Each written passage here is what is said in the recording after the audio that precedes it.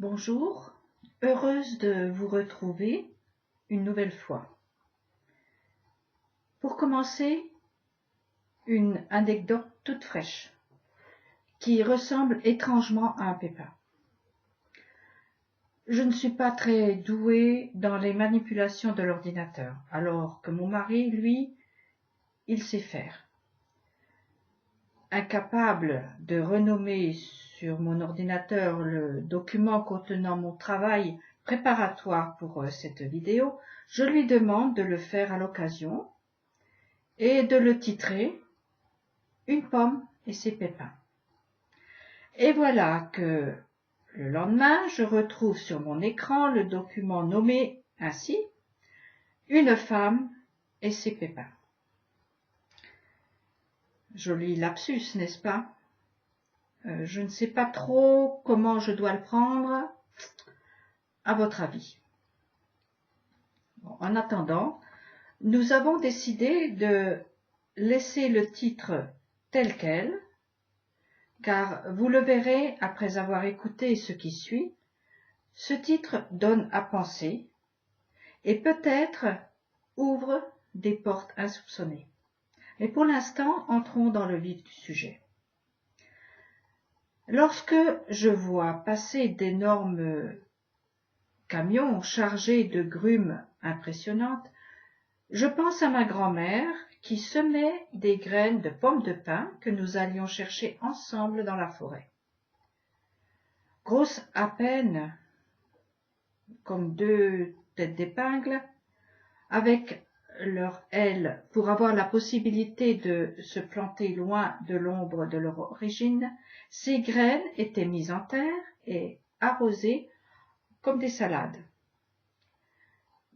Quelque temps après, une tige, mais toute fine, apparaissait et la seule chose qui pouvait la distinguer d'un brin d'herbe, c'était quelques aiguilles en bataille. Ensuite, il fallait repiquer plusieurs fois chaque brin à des distances de plus en plus grandes afin qu'il puisse grossir. Personne ne pouvait voir dans ce truc maigrichon les énormes troncs qui passent sur nos routes. Qui devine la petite graine être à l'origine de ces mastodontes? Pourtant, il y a bien eu un commencement, un germe, et une goutte d'eau pour leur permettre d'exister, et surtout quelqu'un pour les cultiver. Il y a toujours un petit quelque chose, une semence, un mot, qui deviennent des arbres, enrichissant nos vies ou les étouffant. Presque toujours insignifiants au départ, légers comme une plume, ils sont oubliés et négligés, ce qui est bien dommage. Le titre de ma vidéo est emprunté à une citation dont l'auteur m'est inconnu. Enfin, le titre qui aurait dû être. Mais cette citation est pleine de bon sens. N'importe qui peut compter les pépins dans une pomme, mais personne ne peut compter les pommes dans un pépin. Pépin est l'autre nom donné à la graine. La graine devient arbre fruitier dont les fruits porteront d'autres pépins qui deviendront arbres dont les fruits porteront des pépins qui, etc., etc. Dans le langage populaire, le pépin est un désagrément. Ces graines-là attirent beaucoup plus que les autres. Notre attention est piquée à vif car ces graines nous heurtent. Mais qu'en faisons-nous? Si je compare ma vie, faite d'espace et de temps, à une pomme qui m'est donnée et que je peux consommer, je vais trouver des pépins.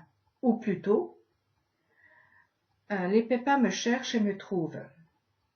Je peux les compter. Ils sont désagréables.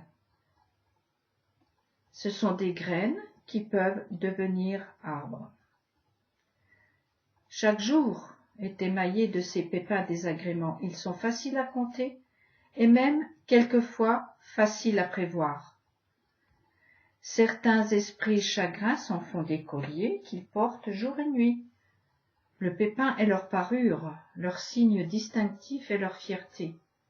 Ils en parlent sans cesse, et ce faisant, ils les repiquent, et ensuite, elles deviennent énormes et s'en étonnent.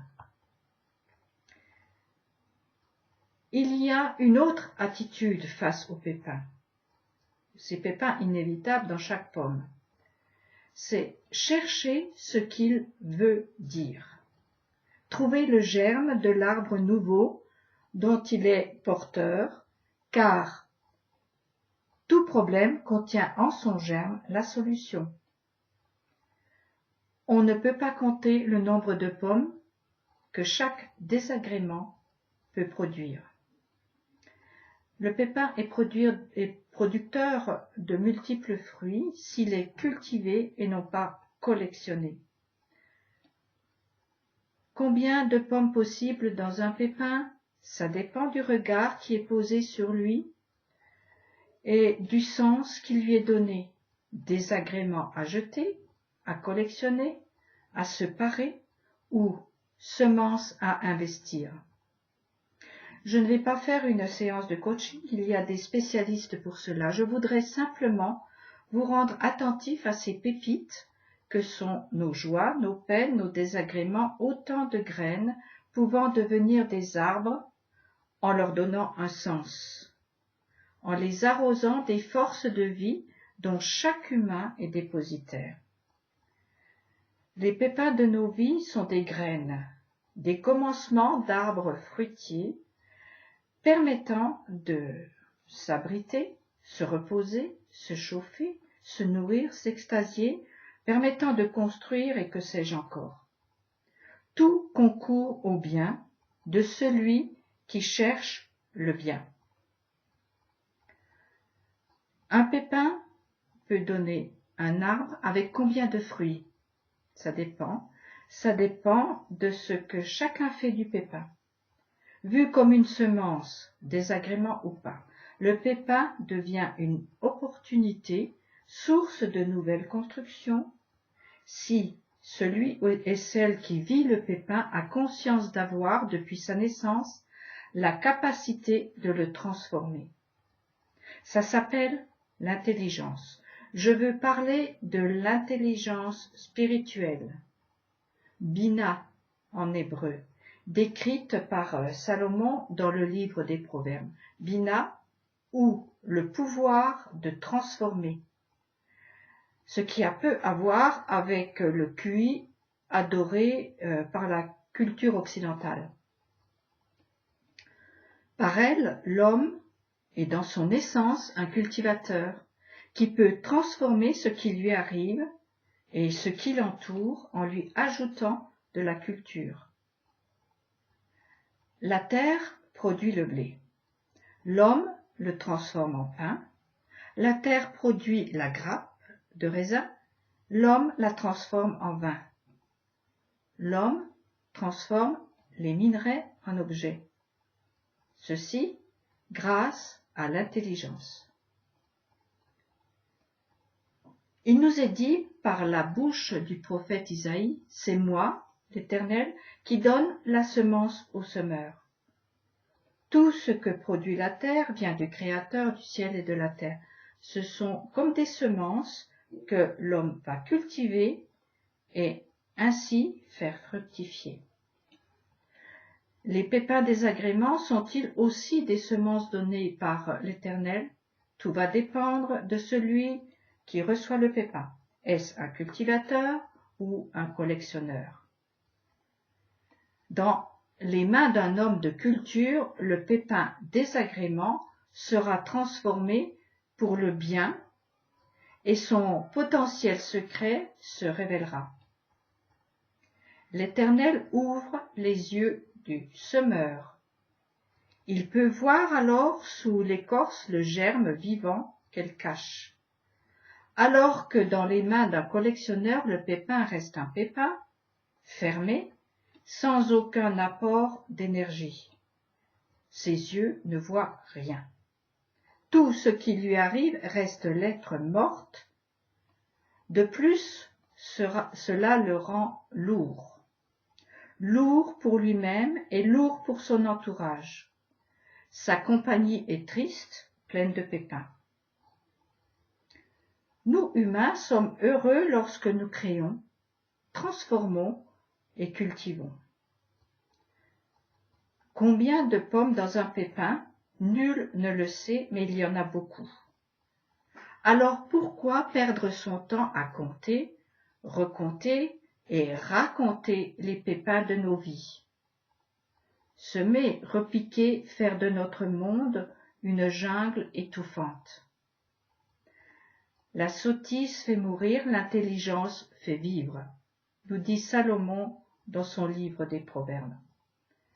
Transformer un désagrément en opportunité, un bâton en canne à pêche, une planche en caisse, de la terre en brique, cela relève d'une intelligence divine, image peut-être un peu pâle, mais image tout de même de l'acte divin de créer. Les enfants sont de grands transformateurs, un peu moins depuis que les magasins de jouets se substituent à leur imagination. En réalité, notre capacité de transformer est immense. Je pense même que c'est notre principale activité, mais nous n'en avons pas conscience et surtout, nous l'utilisons mal. Cette ignorance ou cette perte de potentiel, n'est-ce pas aussi une forme d'exil? La capacité de transformer un pépin désagrément en arbre fruitier est appelée résilience par le psychiatre Boris Cyrulnik. Dans un pépin, la première chose que l'on voit et que l'on sent, c'est l'écorce. C'est dur, indigeste, amer, souvent toxique, un pépin quoi. Mais dedans est caché le code génétique de tout un arbre, en fait toute une histoire. Le collectionneur ne veut pas se casser la tête, il collectionne. C'est l'homme de culture qui a un problème. Les pourquoi et comment se bousculent dans sa tête. Que faire avec ce qui arrive? Comment faire surgir la vie du pépin?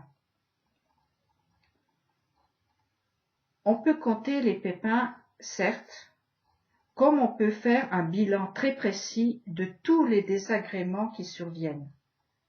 Faire de longues litanies de nos bobos, grands et petits, réels ou imaginaires, oui, on peut. C'est si facile. Mais cela mène où? À quoi? Les pépins sont des semences données aux semeurs. Permettons-leur de devenir à leur tour pommes. La pomme est un sac de semences, et pourquoi pas se voir soi-même comme une pomme, sac de ses richesses.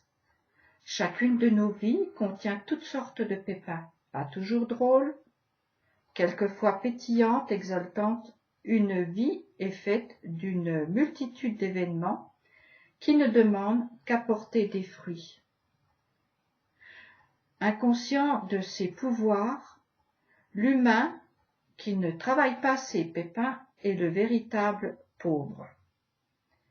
Il compte ses pépins, ferme le sac et meurt seul. Un autre profitera de ses richesses. Transformer, créer, semer, cultiver, ceci est condensé dans les quelques mots de la Genèse. L'Adam a été mis dans le jardin pour le cultiver et le garder. Mais lorsque l'Adam a été éjecté de ce lieu, il a perdu conscience. Il ne voit plus que l'écorce blanche ou noire des pépins. Il n'en voit plus le potentiel, l'intériorité. Il voit ce qu'il croit et se dit: Tiens, ça c'est bon parce que c'est blanc. Ça c'est mauvais parce que c'est noir. Mais il a simplement oublié que ce n'est que l'écorce. À cet instant du raisonnement, un retournement doit se faire. Passer de la vision superficielle à l'écoute profonde qui permettra de percer l'écorce du désagrément. Se retourner et écouter ce que Dieu dit pour arroser l'événement de l'eau de la source de vie et faire éclater l'écorce, libérer le germe, les racines et nourrir le grain. Transformer tout pour le bien, ce n'est pas positiver bêtement en affirmant que ce qui est blanc est noir ou inversement. Transformer, c'est tirer, extraire des sens cachés, capables de devenir des arborescences vivantes, qui à leur tour donneront des fruits avec leurs semences. Abraham Heschel dit entre autres, « L'essence divine de l'homme, la qualité que nous partageons avec Dieu, constitue non certes une réalité complète, mais une potentialité à réaliser. » L'Adam, une potentialité à réaliser. Combien de pommes peut-il porter? Nul ne le sait. Je vais m'arrêter là aujourd'hui. Je continuerai ces réflexions la semaine prochaine. Mais souvenez-vous, on peut compter les pépins dans une pomme, mais on ne peut pas compter les pommes dans un pépin. À bientôt.